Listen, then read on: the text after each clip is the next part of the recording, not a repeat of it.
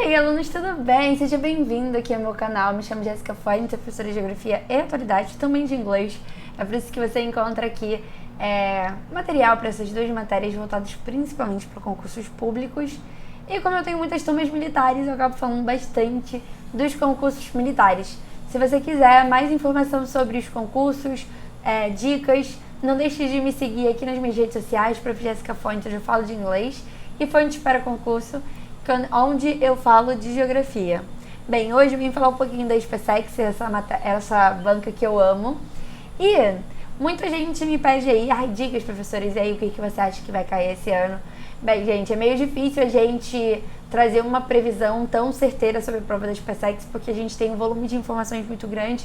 É um edital muito grande, porque pega Brasil e pega Geografia Mundial, mas o que a gente sabe? A gente tem algumas características que acabam se repetindo ao longo dos anos, e uma dessas características é a gente ter pelo menos uma questão sobre conflitos todo ano, tá? Existem conflitos que são mais tradicionais, como o conflito árabe-israelense, o conflito da Caxemira, mas existem outros conflitos, a gente tem visto aí nos últimos anos a SpaceX trazendo alguns conflitos que não são tão tradicionais assim, que são conflitos nacionalistas separatistas dentro de um período de Guerra Fria, de pós-Guerra Fria, né? Por que ele tem colocado isso na prova? A gente sabe que desde a década de 90, 91, 92, a gente teve um momento de transição entre grandes ordens mundiais. A velha ordem mundial, pautada na bipolarização dos Estados Unidos e da União Soviética, para uma nova ordem multipolar, onde a gente vê aí a emergência de diversas potências. Então, 90, 91, 92, 93 foram anos muito complicados, né, dentro da geopolítica mundial, onde a gente vai ter muitos conflitos separatistas, muitos conflitos nacionalistas, onde a gente vai ver um novo perfil de conflitos, né? A gente sai daqueles conflitos interestados, como as grandes guerras, e a gente passa a ter intraestados, né? Os conflitos dentro de estados. Claro que não deixando de ter esses conflitos interestados, como a Caxemira e a árabe-israelense, mas os conflitos que acontecem dentro dos países. E aí, como que fez 30 anos, né, desse período, e assim, é um marco importante, né, 30 anos, tem se buscado falar mais sobre eles nas provas, né, buscado falar mais nas salas de aulas, porque tem caído bastante em prova. A gente já teve aí questão do Kosovo, e eu acredito que esse ano, até mesmo porque ano passado a gente teve uma questão, toda a questão do conflito da Ucrânia, toda uma questão da relação da OTAN com os países do leste europeus, países ex-União Soviética. A gente teve aí novos conflitos emergindo e, de uma maneira geral, ano passado fez 30 anos da Guerra da Bósnia, tá? E a Guerra da Bósnia é considerado o conflito mais letal, o conflito mais perigoso, o conflito que mais matou e causou refugiados depois da Segunda Guerra Mundial na Europa. A gente ouviu muito falar em relação à guerra na Ucrânia, mas pelo menos nos 3 anos que aconteceram a Guerra da Bósnia, ela causou aí pelo menos quase 200 mil mortos, além de 2 milhões de refugiados, tá? Causando uma crise humanitária na época e uma crise também de migração. Então, quando a gente fala de guerra na Ucrânia, de refugiados, a gente volta a discutir a Guerra da Bósnia, tá? E aí, como não caiu ano passado, há uma grande probabilidade de, então, cair esse ano. Eu sempre falo para os meus alunos, né, como que eu analiso a prova para tentar prever o que de atualidade pode cair. Eu sempre tento olhar o que aconteceu no ano anterior e naquele ano em que vai ser a prova, né? Pelo menos uns 3 meses antes da prova, eu tô dando uma olhada nas atualidades, eu tô falando bastante sobre. E então temos aí 30 anos do início da Guerra da Bósnia em 2022, tá? Porque começa em 92, vai de 92 a 95. Outra coisa também que pode trazer a Guerra da Bósnia pra gente é o fato de que foi essa guerra que acabou alterando, de fato, quais seriam as novas propostas para a OTAN. Ano passado a gente ouviu falar muito de OTAN porque uma das grandes argumentações que o Putin teve em relação à invasão da Ucrânia foi a aproximação da foi a aproximação da Ucrânia com a OTAN, ou seja, literalmente colocar uma organização militar que é dos Estados Unidos e das potências ocidentais na fronteira, o que também não adiantou muita coisa, porque em 2023 a gente teve a entrada da Finlândia, que também faz fronteira com a Rússia, aumentando, dobrando, né, a fronteira que a OTAN tem com a Rússia. Então não adiantou muito fazer essa invasão. Tudo bem que a gente tem outros tipos de argumentações, outras motivações por trás da invasão da Ucrânia pela Rússia, mas de uma maneira geral falou-se muito de OTAN. E a Guerra da Bósnia ela foi essencial para entender quais seriam os novos rumos da OTAN dentro de um cenário multipolar, de um cenário pós-Guerra Fria. Porque a OTAN ela surge como uma organização militar para conter o avanço do socialismo, para conter o avanço da União Soviética, para fazer... surge depois o Pacto de Varsóvia, e aí uma organização militar que luta contra o Pacto de Varsóvia. Quando a União Soviética acaba, quando o socialismo acaba no leste europeu, quando o Pacto de Varsóvia acaba, a gente vai ter uma crise de identidade ali da OTAN, né? Tipo, o que a OTAN faz? O que a OTAN vai fazer agora nesse novo sistema, nessa nova ordem mundial, onde eu não tenho mais um inimigo muito claro? E a Guerra da Bósnia, ela vem para redefinir esses critérios de segurança internacional da OTAN, de como que a OTAN agora vai focar nessa questão internacional, tá? Então, assim, é importante nesse quesito. Show? Vamos dar uma olhadinha aqui numa questão e aí a gente pode rever de uma maneira geral um pouco sobre esse tema. As pessoas que chegam e tentam atravessar a fronteira da Bósnia com a Croácia vêm principalmente de acampamentos informais na Sérvia. Alguns passaram por rotas desde a Grécia até Albânia e Montenegro. Gente, Montenegro, Croácia, Bósnia, Sérvia, todos esses países foram países eles foram criados como consequência do esfacelamento da Iugoslávia. Até ali, na década de 90, a gente tinha a Iugoslávia, só que a Iugoslávia, ela tinha dentro dela um grande retalho étnico. A gente tinha diversas etnias e diversas nacionalidades.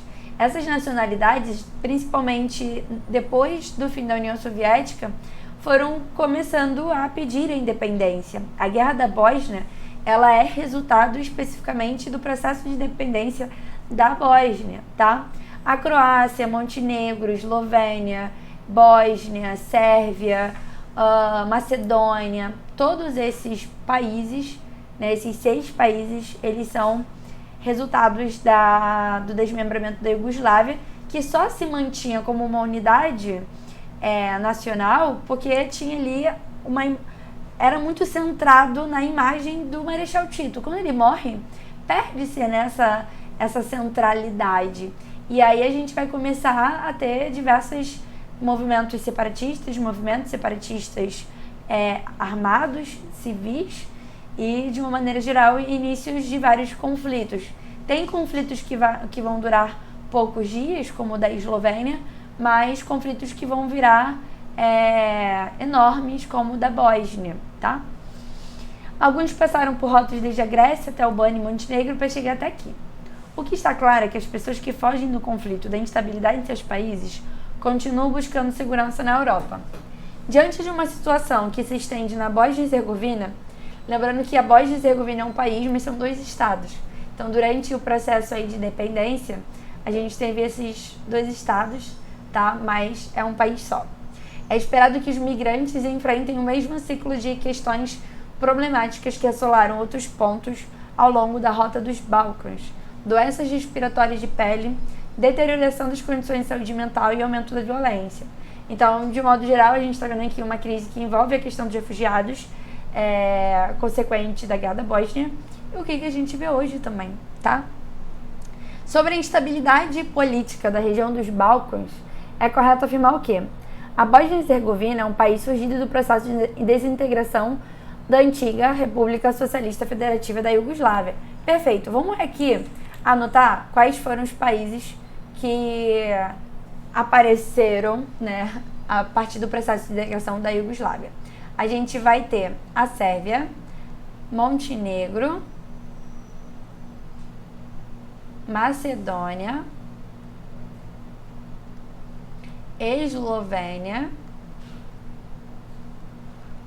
1, 2, 3, 4, 5, Croácia e Bósnia Herzegovina. Herzegovina, tá? E aí você poderia me perguntar, professora, e o Kosovo? E o Kosovo? O Kosovo, ele acaba surgindo como uma área autônoma, mas ele não é reconhecido como país, tá? Então, a Iugoslávia também acaba levando a separação do Kosovo como uma região autônoma, mas não é um país, tá? Apesar, ele não é reconhecido por todos os países da ONU.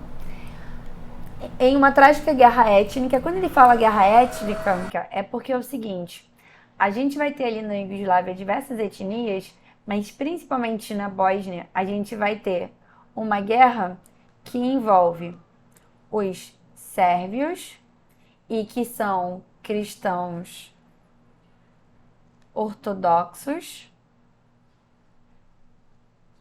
A gente vai ter os croatas.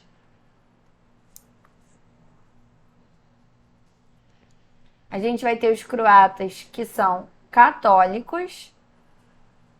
E a gente vai ter os bósnios que são islâmicos, né? Que são muçulmanos.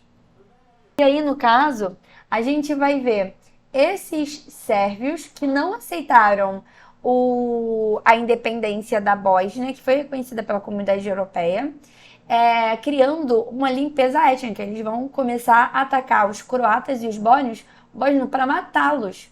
Então, fazer uma limpeza étnica mesmo, tá? E aí, nesse sentido, é o que se fala, né? Então, a gente vai ter massacres dessas duas etnias, tá? Vão ser massacres dessas duas etnias apoiados pelo ex-antigo presidente da Iugoslávia, que é o Slobodan, tá? Ele vai até ser acusado no Tribunal Internacional de Haia de crimes de guerra. A ideia, literalmente, é que se fizesse ali naquela área, limpasse a região dos croatas e dos bósnios, que não tivessem eles, tá?